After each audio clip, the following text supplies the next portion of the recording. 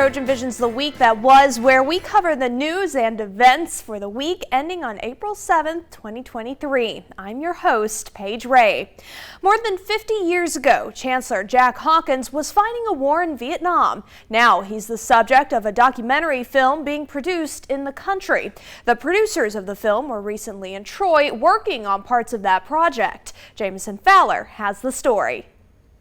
Dr. Jack Hawkins Jr.'s connections to Vietnam will be the focus of a new documentary being produced by one of Troy's partner universities in Vietnam. The film will compare and contrast Hawkins with Dewey Tan's university founders Lê Con Co. Both men fought on opposite sides of the Vietnam War, and now both men are leaders in higher education in their respective nations. Well, I think what excites me is it serves as an opportunity, I think, to show the transformation of the relationships between the two countries that a half century ago were at war. And today, not only do we recognize each other, but we're working in partnership with each other. The children of the Dewey Tan founder, both leaders themselves at the school, were in Troy to work on elements of the film. They want to highlight both men's stories from the war and the current relationship between the two schools. Every year we have hundreds of students from the Troy program graduated, and hundreds of those students actually they usually can get very good position in the economy and contribute to the growth of the country. I believe it has been like even like more than 2 decades since Dr. Jack Hawkins started this in Vietnam. So I believe the influence is like quite enormous. The documentary also say about the war. And I think like during this period of time, when the world is not at peace, then it is good for the students to learn about your perspectives about the war. Yeah. We don't live by word, we live by examples. Hawkins says he hopes the documentary will shed light on the growth and relationships between the two countries. I think our partnership with Dewey Tan University goes way beyond education. It goes to life itself. You know, life truly is about relationships, and the relationships we share internationally are really important to us because in the long term it will affect our students. JAMESON FOWLER, Troy, Trojan Vision News. That documentary is expected to be completed over the next few months and then aired on national television and at film festivals in Vietnam. Troy University also plans to screen the film. Troy recently announced a brand new undergraduate degree for students interested in pursuing a career in music industry. Sarah Campbell has the story. On March 11th, the Populous Band was given the opportunity to perform in Nashville, Tennessee. There, a new major was announced to be offered at Troy University. We are so fortunate here at Troy University to have introduced now 2 new degree programs that are focused in the music industry. We're finishing year 17 of our music industry degree in the John M. Long School of Music, and that degree is catered specifically to musicians, fully trained musicians who want to work in the music and entertainment industries. However, we have just started 2 new degree programs in the Sorrell College of Business. We have the very first Masters of Business Administration with a focus in music industry. Starting in the fall of 23, we now have an undergraduate degree in business focused in music industry. These programs will teach students about the business side of music industry. It is a blend of music industry. It is half music industry and music business and half true business courses focused in the fundamentals of business at the master's level. It creates a very unique opportunity for musicians and those interested in music and entertainment to come and get an MBA, the highly coveted MBA, in the only program that is an accredited School of Business program. Music students will have the opportunity to gain firsthand experience for their future careers. We have students working in all the major music centers. They are in Nashville. They're all over Nashville now. They're in New York. They're in Los Angeles. They're in Atlanta. They're in Orlando. And they're working in all phases. Some of them are musicians. They're writing songs, and their songs are being recorded. They're performing on major stages. There are students that are working on the business side side. They're working in marketing and public relations. They're working for instrument manufacturers. We have film composers that are actually writing and music for film and television. Smith says that music industry is the fastest growing area of music education. At Troy, the opportunities are endless. As I tell every student coming here, there's a reason you come to Troy University. You know, you don't need a degree to work in the music industry. So why are you here? I'll tell you why you're here, because you're studying with professionals who don't just talk about this, we do it. We work at it every single day. And what you'll learn in 1 year at Troy University is going to take you 4 to 5 years on the street. As a result, your 4-year degree is going to be a 20-year head start in your career. That's Troy. Visionary leadership, lead change. That's the epitome. Sarah Campbell, Troy, TrojanVision News. Troy's Populous Band is a group that falls under the music industry program. You can keep up with their upcoming performances via their Instagram page. In other news, Silicon Valley Bank is one of the national banks that have been discussed in headlines over the past few weeks. But does that mean Alabama banks need to be worried? Mackenzie Foster has the answer. There has been a lot of talk about national banks and their failures in the news recently.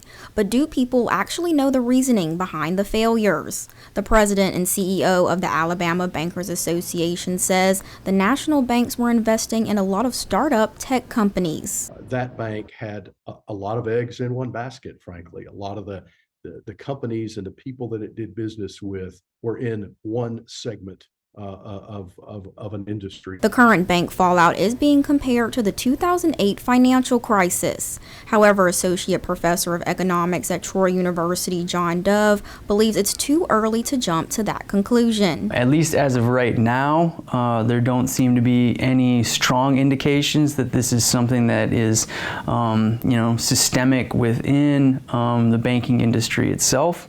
Again, time will tell. It's very possible. Some may be wondering how they can stay safe and be more aware about their banking institutions. Latham says that Alabamians have nothing to worry about, but all they have to do is simply ask questions and find resources. So questions of bankers important. Resources at the FDIC are important. State regulators, the Alabama Banking Department is a government agency that regulates Alabama state chartered banks. They are an excellent resource for information. Another question that seems to come up is if Alabama banks will ever get to the point the national failed banks have. Dove says it's hard to determine what some of the signs may be, but things in the banking industry could change. So the real question is, is this something that has become systemic within the banking industry? We're not 100% sure of that. This is also, why you hear a lot of talk about the Federal Reserve and what the Federal Reserve is trying to do to fight inflation. If this is something that is systemic within the banking industry, then it's going to make the Federal Reserve's fight against inflation much tougher. For more information about bank safety and awareness, visit alabama.bank. Still to come on Troy TrojanVision's The Week That Was, Trojan Outreach works to help students combat stress. We'll have that story and more when The Week That Was returns. You got me believing that I can seize the day. You got me hooked on a feeling that I can do anything if I give my heart to it. If I give my heart to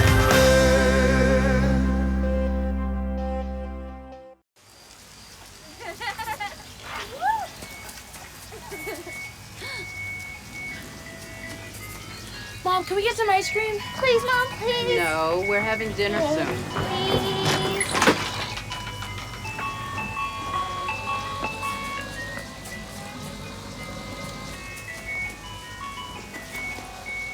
You don't have to be perfect to be a perfect parent. There are thousands of children in foster care who will take you just as you are.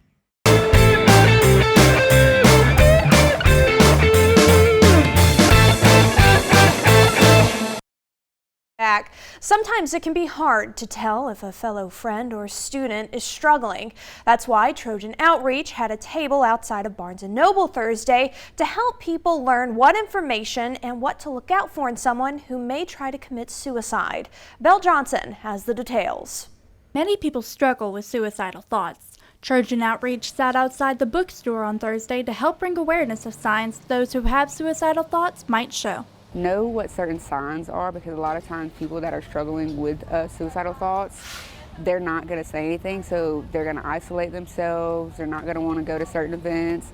Sometimes they may not care about their personal hygiene anymore. Trojan Outreach used the Semicolon Project to show life goes on after bad times. The semicolon is a way to give hope to people who are struggling with suicidal thoughts and help them to see they matter. It's a continuation of a sentence, and we want to let them know, like, your life doesn't end here. It can continue on, and that's kind of the background behind the semicolon itself. Marsh also says students can talk to physicians, join a support group, and have the option to go to the Student Counseling Center.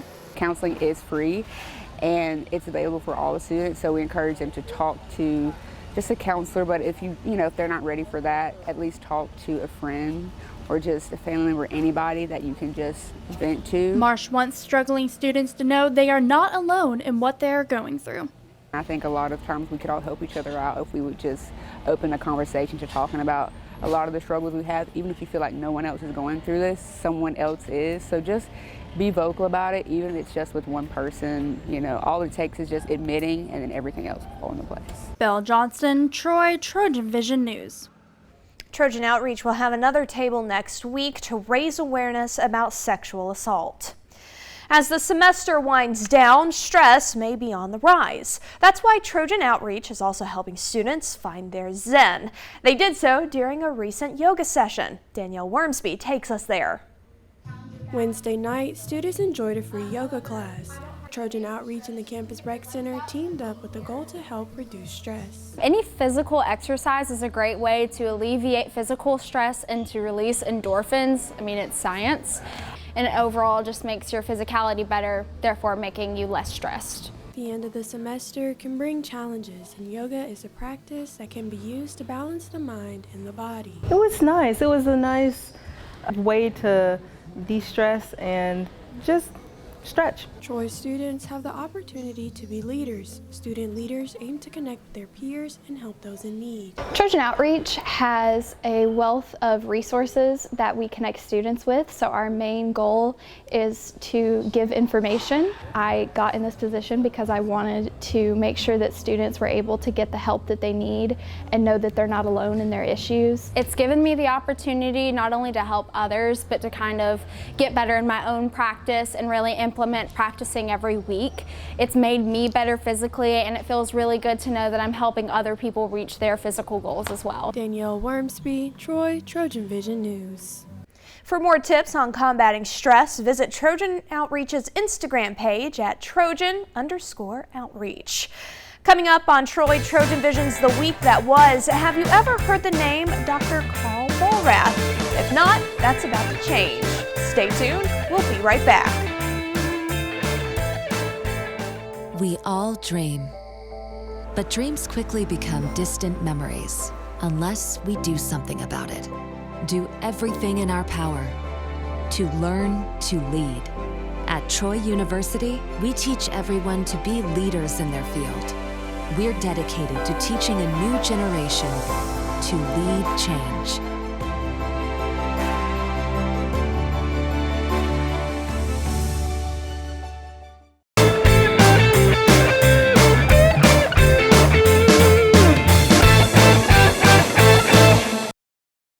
Composer, professor, musician. These are only a few of the titles that have belonged to renowned composer Dr. Carl Vollrath. Over the years, Kaylee Wright tells us more about what he's been up to, especially after turning 92 years old. He is a former Troy professor, a published composer, has an archive on campus dedicated to preserving his music, and he just turned 92 on March 26th. His name is Carl Vollrath, and his music has been performed by renowned musicians, particularly for clarinet. I found the clarinet has many different sounds to it. You know, the instruments that led to the clarinet have many different sounds to it. His pieces, Pastimes 1 and 2, embodies the creativity and unique techniques that he incorporates in his music. One of these techniques is playing the natural fingerings for a note, but wiggling one of the keys. So instead of da, you get whoa, whoa, whoa, whoa. It's sort of another tone coming, and not just da, da, da, not a tremolo or trill, but something much lower or higher, getting out there and getting all these strange sounds. He also has the musician not put their bottom lip on the reed, which is not the traditional way of playing the clarinet. So the reed is free to vibrate, and you get this raspy sound, ah! And after all these years, he is still composing music. His current inspiration is the beauty of Bellingrath Gardens. It's not just one garden, there's several gardens. The Asian garden, azalea gardens, a lake garden, and so on and so forth. And we went down there and I fell in love with them. He hopes that his music will inspire others to value the garden's beauty and it will become a state park. Kaylee Wright, Troy, TrojanVision News. Troy University professor of clarinet Dr. Timothy Phillips plans to organize a concert in honor of Allrath's recent birthday. As some students drove home last weekend or maybe blew off some steam, others looked toward the skies. Last Friday night, members of the Astronomical Society met to discuss the mysteries of the Big Bang and other space-related topics. Danielle Wormsby has more. For those who enjoy watching the night sky, Troy University is home to the Troy Astronomical Society. Last Friday, they presented a lecture talking about the Big Bang Theory. So the TAS is a club that is a public astronomy club. It's not just for Troy University, and so we have people that are coming from all over the place surrounding Troy, so Dothan, Enterprise, Montgomery. And it's just a place where people can hear what has been recently going on in space, and it's also an opportunity for people to hopefully learn about some cool topic, usually black holes. Today was the Big Bang Theory. New members are always welcome and meetings are open to the general public. I joined the Troy Astronomical Society because I was a physics major and I'm really interested in astronomy. I've been since I was a child. The club aims to show the importance of understanding our universe. I'm a physicist. I'm an astrophysicist. I'm the chair of the Physics and Chemistry Department and also the director of the School of Science and Technology. This is what I do, so astronomy and astrophysics is very important, very near and dear to me.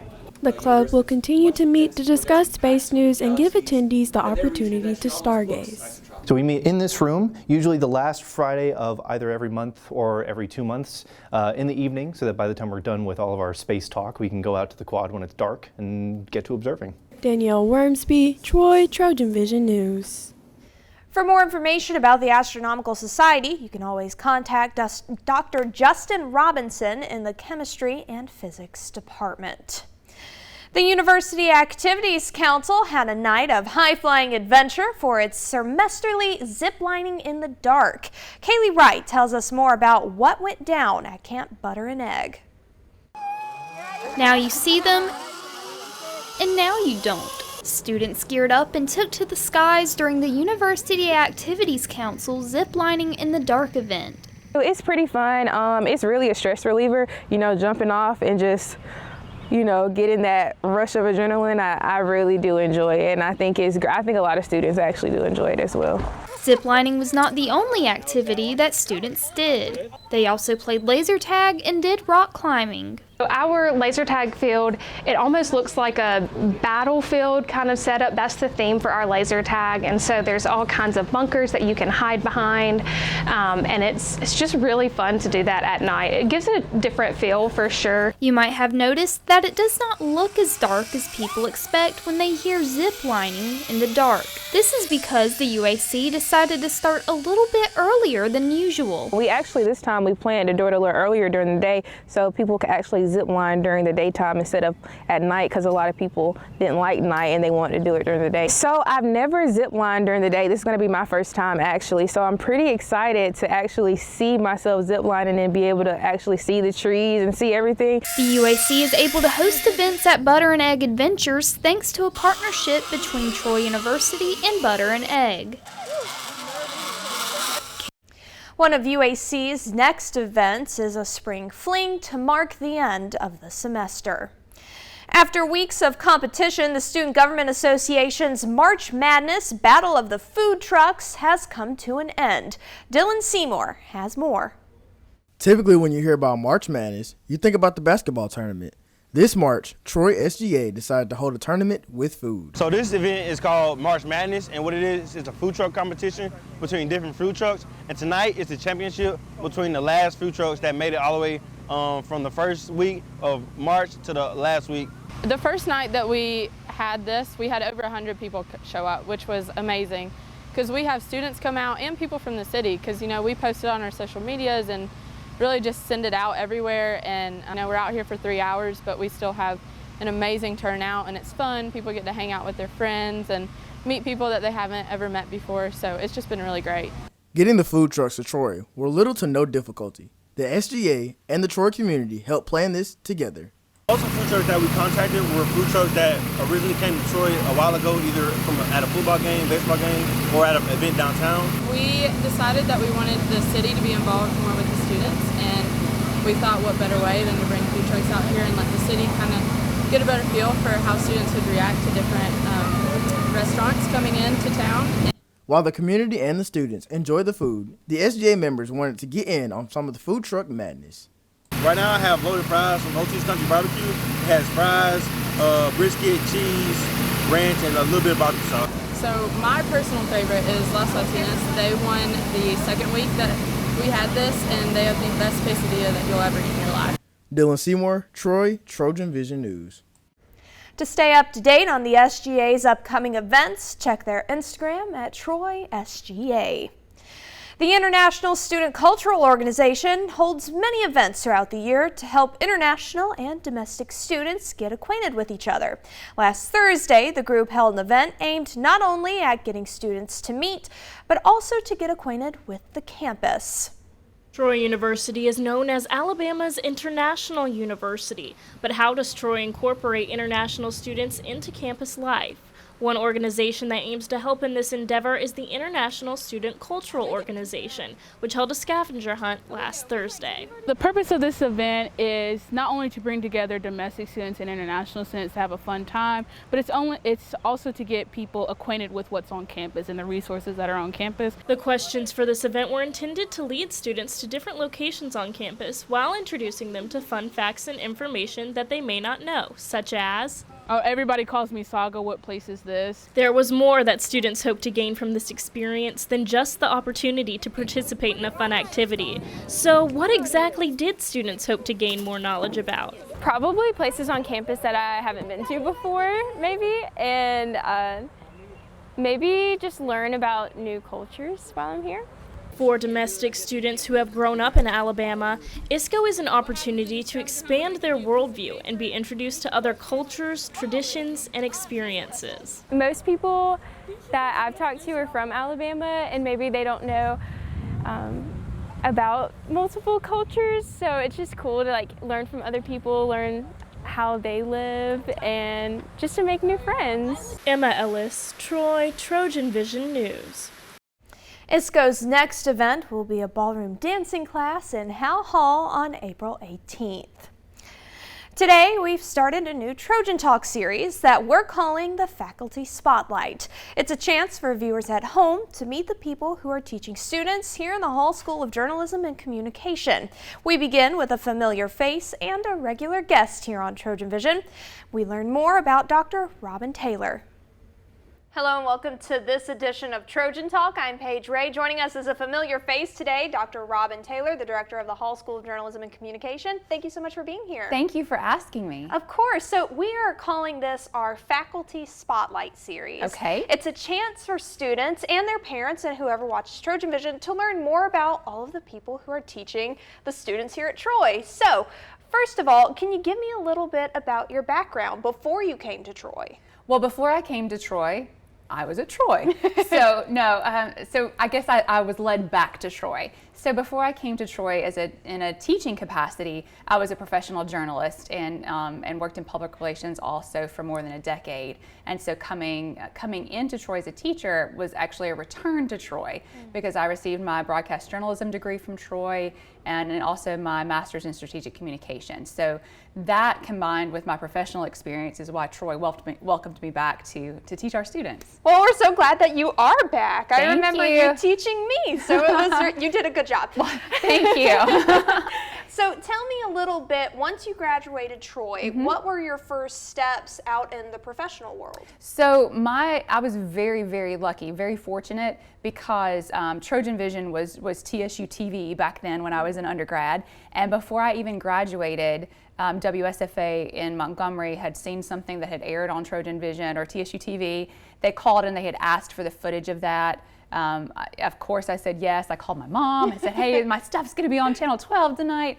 And the next day, the production coordinator was sitting around and he said, hey, what are you doing at 1 o'clock? WSFA is coming to talk to you. I thought it was the end of my career. I had done something wrong, but they offered me a job. And so that was my first job, was a weekend photographer for Channel 12 in Montgomery. I worked a little while after that as a reporter for WNCF, ABC 32 in Montgomery. Went down to Florida and became a beach bum and got into newspapers down there. So I worked for the Destin Log for a few years covering environment and education and real estate. Then the Northwest Florida Daily News, which was like the daily sister paper, entertainment, crime, things like that. And then was the editor of the Crestview News Bulletin, and all those papers were kind of, they were owned by the same company, so working around in those papers. And then got an opportunity to go to Washington, D.C. PETA, People for the Ethical Treatment of Animals, was looking for a vegetarian journalist to join their staff. Yeah, so that was me. Fun fact. Yeah, so I moved to Washington for a few years and worked in there as a media coordinator for PETA. And then finally came back here, was the managing editor for The Messenger here in Troy. And I got my strategic communication degree, and as I was finishing that up, the director at the time called me in his office and he said, hey, again, it was like a call in the office, and I thought, like, oh no, I'm not graduating, what's happening? And he said, hey, we think that you would be excellent for our students. And so that was how I came back to Troy, but I'm glad that I did because it's been a blessing.